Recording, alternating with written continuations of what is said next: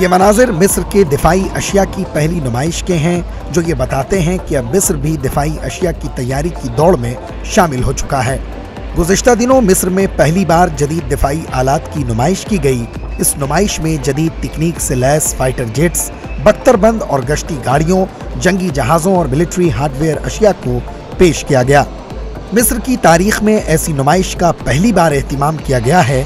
منتظمین کے مطابق اس سے استحکام اور مضبوط سیکیورٹی کے اعتبار سے مصر کو نئی پہچان ملے گی۔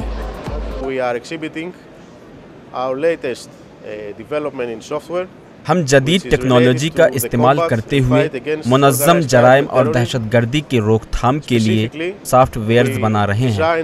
ایک دور تھا جب شدت پسند حملوں کا انتباہ دیا کرتا تھا، لیکن دور حاضر کی ٹیکنالوجی خود ہمیں خبردار کرتی ہے کہ ہمیں کیا خطرات لاحق ہو سکتے ہیں۔ اس نمائش میں زیادہ تر ہتھیار دفاعی ٹیکنالوجی سے متعلق تھے۔ اس کے علاوہ چہروں کی شناخت کو ریکارڈ کرنے والے سافٹ ویئرز، جیمرز اور سینسرز بھی عوام کی توجہ کا مرکز رہے۔ آج کے پرخطر ماحول میں ان سسٹمز کی مانگ بڑھ گئی ہے۔ ہم دفاعی ٹیکنالوجی کے دائرے کو وسیع کر رہے ہیں تاکہ مستقبل میں پیش آنے والے خطرات سے نمٹا جا سکے۔